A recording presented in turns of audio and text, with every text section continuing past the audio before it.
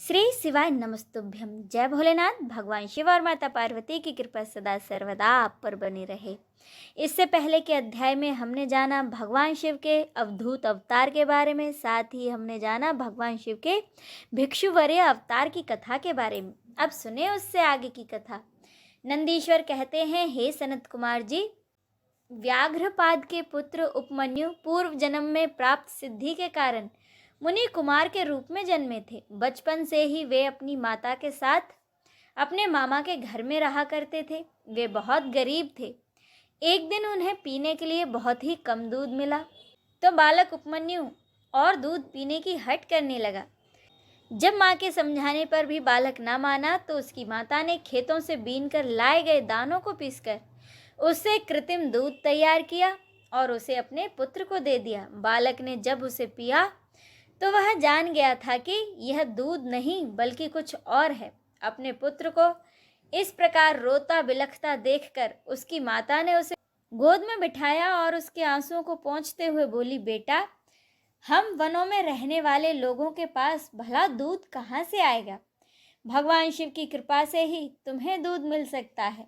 अपनी माता के ऐसे वचन सुनकर शोकाकुल व्याघ्रपाद का पुत्र बोला, माँ, यदि सब कुछ प्रदान करने वाले भगवान शिव ही हैं तो मैं निश्चय ही उन्हें अपनी भक्ति से प्रसन्न करूँगा। यह कहकर वह बालक अपनी माता को प्रणाम करके वहाँ से चला गया और वह हिमालय पर्वत पर जा पहुँचा। वहाँ उसने एक छोटा सा मंदिर बनाया और भगवान शिव और माता पार्वती की मूर्ति को स्थापित किया। इसके बाद जंगल के अनेकों फल फूल व वनस्पतियों से वह नित्य भगवान शिव और माता पार्वती की आराधना करता तथा पंचाक्षर मंत्र ओम नमः शिवाय का निरंतर जाप करता रहता। इस प्रकार उस बालक ने काफी समय तक भगवान शिव की कठोर तपस्या की। उपमन्यु की घोर तपस्या के प्रभाव से तीनों लोक प्रदीप्त हो उठे। तब भगवान शिव इंद्र का और देवी पार्वती इंद्रायण का रूप धारण करके नंदी के स्थान पर ऐरावत हाथी पर बैठकर उपमन्यु के पास आए। वे उपमन्यु से बोले, हे बालक, हम तुम पर प्रसन्न हैं, मांगो, क्या मांगना चाहते हो? हम तुम्हें सभी अभिष्ट फल प्रदान करेंगे। उनके वचनों को सुनकर उपमन्यु बोले, यदि आप मुझ पर प्रसन्न होकर कुछ देना ही चाहते हैं तो मुझे भगवान शिव की भक्ति दीजिए। तब देवराज इंद्र ने उपमन्यु से कहा कि उपमन्यु, मैं देवताओं का स्वामी इंद्र हूँ, तुम मेरी आराधना करो, मैं तुम्हें सारी अभिष्ट वस्तुएं प्रदान करूँगा। भगवान शिव तो मेरे सामने कुछ भी नहीं है, तुम उनको भूल जाओ। इस प्रकार इंद्र ने भगवान शिव की बहुत निंदा की। अपने आराध्य भगवान शिव की निंदा को सुनकर उपमन्यु को क्रोध आ गया। उसने भगवान शिव का स्मरण करते हुए अपने हाथ में भस्म उठा ली और उसे अघोर मंत्र से अभिमंत्रित करके उसमें अग्नि प्रवाहित कर उसे देवराज इंद्र पर चला दिया। लेकिन वहां तो सारा दृश्य ही बदल गया। तब इंद्र रूप धारण किए भगवान शिव ने उपमन्यु को अपने परमेश्वर स्वरूप के साक्षात दर्शन कराए। शिव में ही समस्त सृष्टि समाई हुई है, ऐसा उपमन्यु ने देखा। भगवान शिव बोले, हे उपमन्यु, मैं तुम्हारा पिता और देवी पार्वती तुम्हारी माता हैं। हम तुम्हारी आराधना से बहुत प्रसन्न हैं। मैं तुम्हें सनातन कुमारत्व प्रदान करता हूँ। मैं दूध, दही और अन्य भोज्य पदार्थों का खजाना तुम्हें देता हूँ। तुम अमरता को प्राप्त होगे और तुम्हें मेरे गणों का आधिपत्य मिलेगा। इस प्रकार शिवजी ने उपमन्यु को अनेक दिव्य वर प्रदान किए। इसके बाद भगवान शिव और माता पार्वती वहां से अंतर्धान हो गए। फिर उपमन्यु ने घर आकर अपनी माता को सारी बातें बताईं, जिसे सुनकर उसकी माता बहुत प्रसन्न हुई। जिसे भगवान शिव के दर्शन हो गए हों और उसे क्या चाहिए। हे तात, इस प्रकार भगवान शिव के सुरेश अवतार की उत्तम कथा मैंने आपको सुनाई है। यह कथा सुख देने वाली तथा पापों को दूर कर मनोवांछित फल को देने वाली है। इसे सुनने अथवा पढ़ने से सुखों की प्राप्ति होती है और अंत में शिवलोक की प्राप्ति होती है। आगे नंदीश्वर कहते हैं कि हे महामुने, प्रजापति दक्ष की पुत्री सती ने जब अपने पिता द्वारा होने वाले यज्ञ में अपने पति देवाधिदेव महादेव जी का अपमान होते हुए देखा तो वहीं उसी यज्ञ में उन्होंने अपने प्राणों को त्याग दिया। इसके बाद वे गिरिराज हिमालय के यहाँ पार्वती के नाम से जन्मी और अपनी सखियों के साथ वन में विहार करती। पार्वती के मन में देव ऋषि नारद ने भगवान शिव को पाने की ललक जगाई। इस कार्य की सिद्धि के लिए देवी पार्वती ने भगवान शिव की आराधना और तपस्या करनी शुरू कर दी। जब भगवान शिव को उनके इस उत्तम तप की सूचना मिली तो उन्होंने पार्वती जी के पास सप्त ऋषियों को भेजा। सप्त ऋषियों ने वहां जाकर देवी पार्वती की परीक्षा ली और भगवान शिव के पास लौट आए। शिव जी को प्रणाम कर उन्होंने वहां का सारा समाचार उन्हें सुनाया।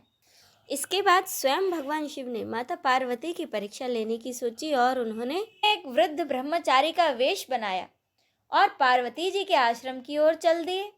अपने द्वार पर एक वृद्ध ब्राह्मण ब्रह्मचारी को आया देख देवी पार्वती ने उनको आसन पर बिठाया और उनका पूजन आराधन करने के बाद उनका आतिथ्य किया। इसके बाद वे उनसे पूछने लगी, हे महात्मा जी, आप कौन हैं और कहाँ से आए हैं? तब उस मुनि ने उत्तर दिया, हे देवी, मैं तो स्वच्छंद विचरने वाला एक साधारण तपस्वी हूँ। मैं सदा मानव सेवा में लगा रहता हूँ और दूसरों को सुख देने का कार्य करता हूँ। देवी, आप मुझे बताइए कि आप कौन हैं और इतनी कम उम्र में सब सुखों आदि का त्याग कर इस निर्जन वन में क्यों तपस्या कर रही हैं? तब देवी पार्वती उन ब्रह्मचारी रूप धारण किए भगवान शिव के प्रश्नों का उत्तर देते हुए बोली, हे मुने, मैं गिरिराज हिमालय और देवी मैना की पुत्री पार्वती हूँ।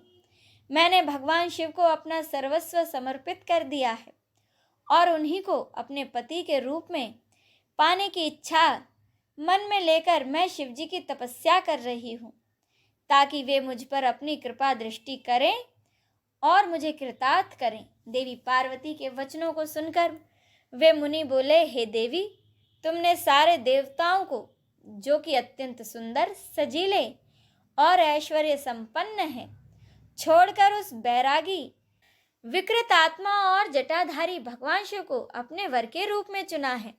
वे तो सदा अकेले रहते हैं और इधर उधर भटकते रहते हैं। इस प्रकार वह ब्रह्मचारी भगवान शिव की बहुत निंदा करने लगा।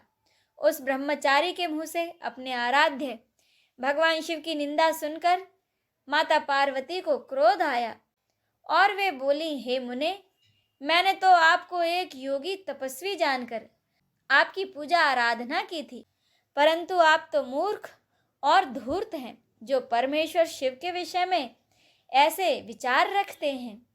आपने मेरे सम्मुख भगवान शिव की निंदा करके मुझे भी अपने पाप का भागी बना दिया है और मेरी तपस्या के सारे पुण्यों को नष्ट कर दिया है।